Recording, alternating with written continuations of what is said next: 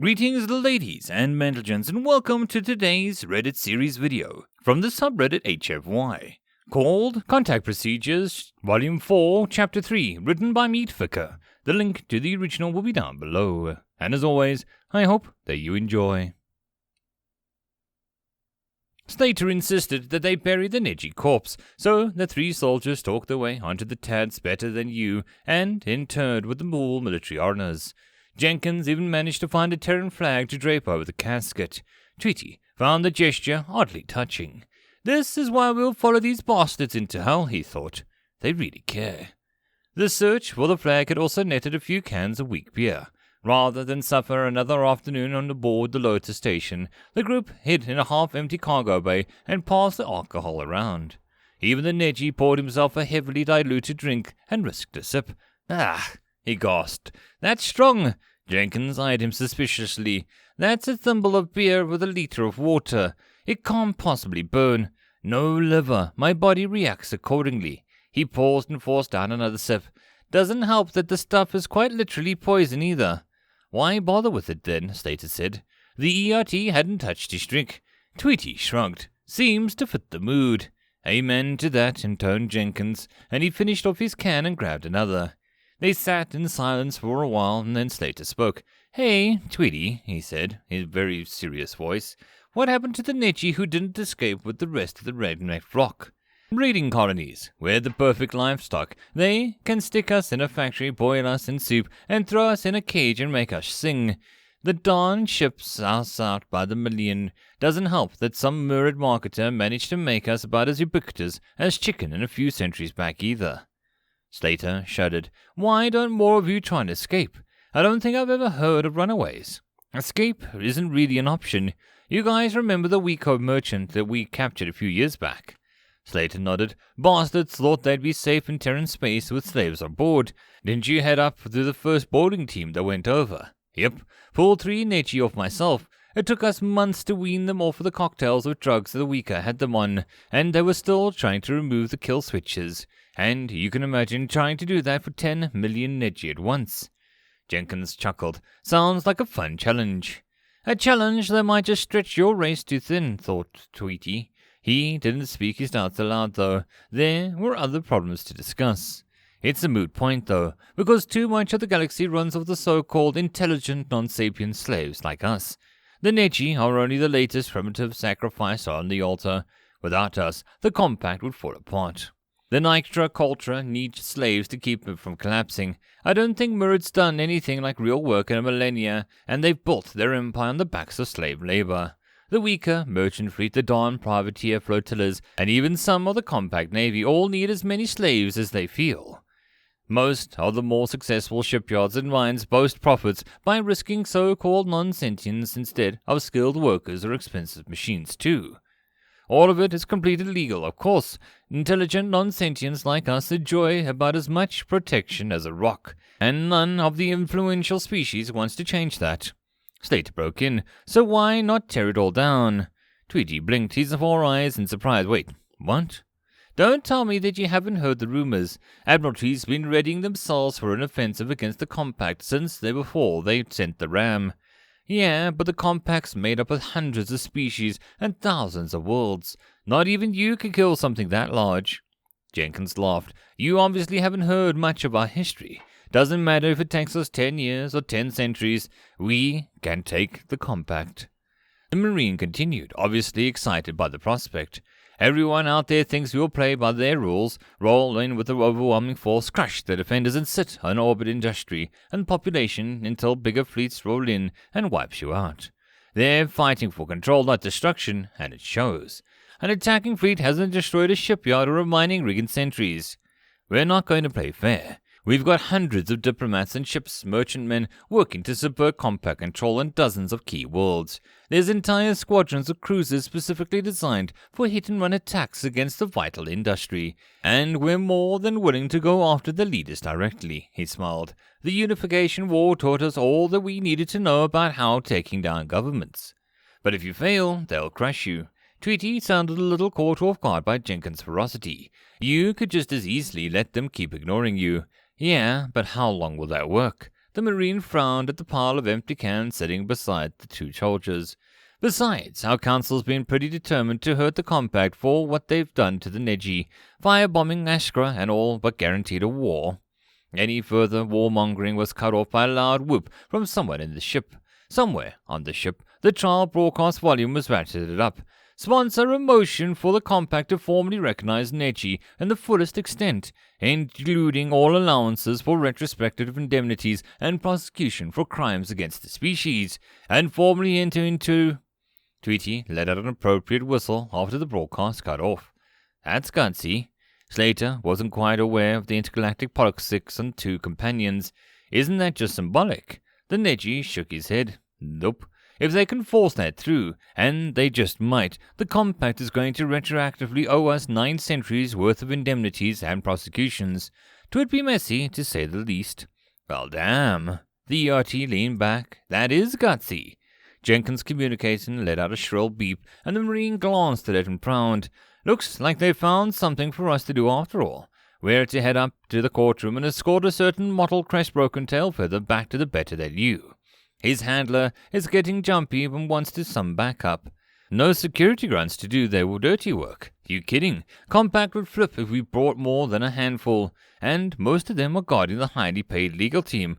Mottled just became our responsibility. Well, let's hope we don't have to shoot anything. Slater held up his holdout pistol, small enough that it could disappear into his hand. Couldn't threaten a block of cheese with this piece of crap. Tweety had been poking the oversized crate that they'd been using as a table. He let out an excited little hoot as it popped open and revealed its contents. Inside were dozens sets of low-profile body armor, sized for both Neji and humans, along with dozens of the latest Terran handmade rifles and pistols. There were enough armaments to fit a small platoon. "Hey guys," the Neji said, reverently lifting up one of the dangerous-looking rifles. "Look at what I found." End of chapter. Chapter 4. Mottled fidgeted nervously as he waited for his escort back to the Terran diplomatic ship. The Lotus Station's wide hallways seemed awfully threatening now that he puffed up his feathers the whole galaxy to see. 2 heavily armed Nuktra were currently chatting just down the passageway. 7 feet tall and lithe and wolf-like bipeds towered over the surrounding aliens. The little Neji was uncomfortably aware of the close attention that they were paying to him. Other passerbys took notice of Mottled too. A small group of Murids paused to glare at him, each of them hissing angrily before resuming their walk. An Aldrin had some sort of hovercraft, his 4 massive legs bandaged heavily, stared at the Neji with hostility and fear. The passage of gaggle of Schleal servant bugs broke into the usual indifference and studied the ambassador. Some Okwa, dressed in their usual military finery, were even sent as far as to pull out the recording device and aim it at the trembling avian. Not all the stares were unfriendly. An amphibious Kepler gurgled at a hasty encouragement, his words coming so quick that Mottle's translator almost couldn't make them out. Before scampering off, he was followed by an equally frightened Kree, who declared his personal, yet wholly unofficial, of course, support for the Terran struggle. The friendly faces were few and far between, though, and Mottle let out a relieved sigh when 3 escorts strode into view, Slater and Jenkins easily recognizable from the newswords and the civilian clothes, while the smaller Neji companion was dressed in an unpowered body armor. Each of the 3 had back duffel bags slung over their shoulder. The bubble of empty passageway had been materialized around them and reached Mottle before the Terrans did. The clearing let him make out their conversation. "So how come the birds got body armor and we don't?" groused Jenkins, the shorter of the 2 humans. "This button-down won't stop crap." "We're in armor," replied Tweety, "because nobody has ever been scared by a Neji. Your battle dress, on the other hand, makes you look a lot more like walking tank than a foot soldier. There'd be riots. I still feel better wearing something a little more substantial." "I know, it's great."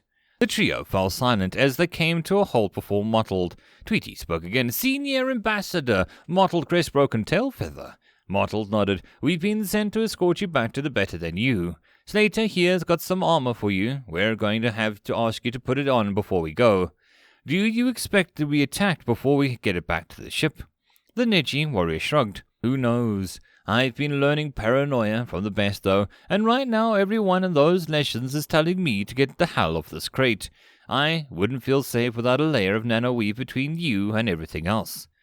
Great, thought Mottled as he slipped the lightweight armor on. I'm going to get shot at again. Once the ambassador was safely ensconced, the 4 Terrans headed back to the ship. Slater led the way and Jenkins brought up the rear. Mottle and Tweety walked side by side in the middle. The ambassador was surprised at how heavy the soldiers' duffel bags looked.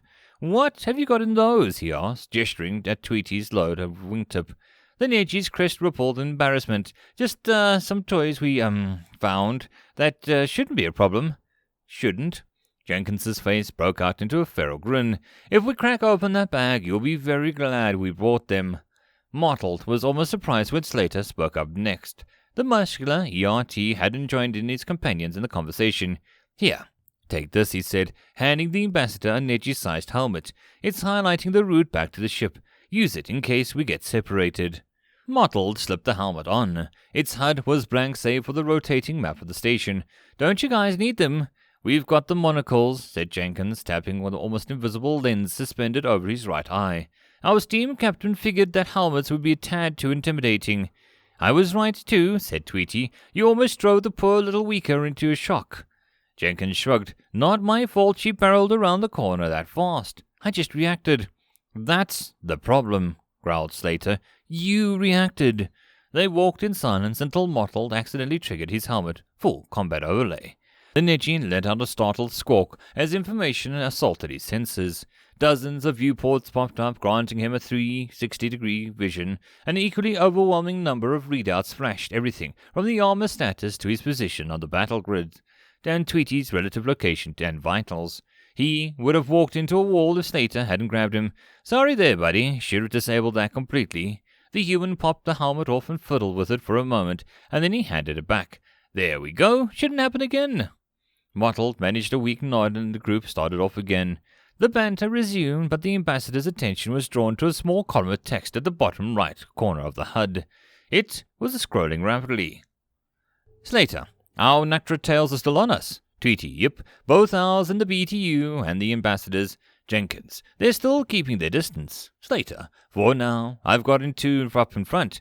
Tweety, aye, I'm on bird watch. Jenkins, I can manage the 3 in the back. Tweety, aye, don't fricking miss. It took Mottled a moment to figure out what was going on. The soldiers, carrying on a casual conversation as they walked, were using their pauses as up-vocalized tactical information. The ambassador was impressed. They walked in a way for a while, and the soldiers idly chattering while Mottled slunk along in between them. They had just managed to draw Slater into discussion about the cliffside apartment Tweety had just bought on Mars when the firefight broke out.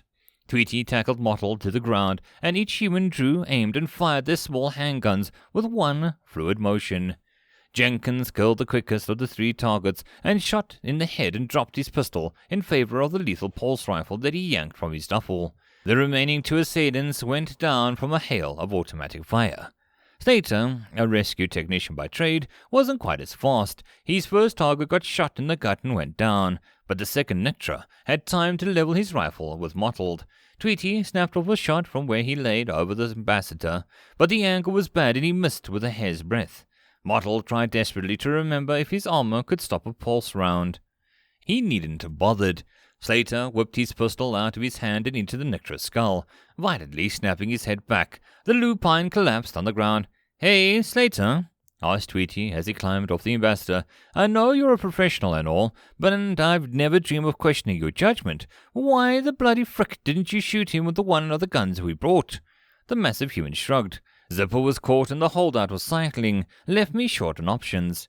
Well, thanks, that would have been some painful paperwork. Mottled winced as he picked himself up off the ground. Could someone please fill me in on what just happened? Case B-3 at the top of your HUD, said Tweety, as he pulled his own pulsar rifle from the bag. Means the Compact just declared war on the Terran Alliance. They did what? Mottled's voice was shrill with surprise. Declared war. Now, if you don't mind, I'd really like to get you back to the ship before the real fighting kicks in. Mottled paused. That wasn't real fighting. That was amateur hour. Real thing's going to be a lot messier. Jenkins broke in with another one of his vicious smiles. Let's just say that we've got plans for the good old Lotus. The Compact ain't getting her space station back without a fight. End of chapter. I hope that you enjoyed. If you'd like to support the channel or the author, all the stuff is down below. And as always, I hope that you guys have a good one, and I'll see you in the next story. Cheers.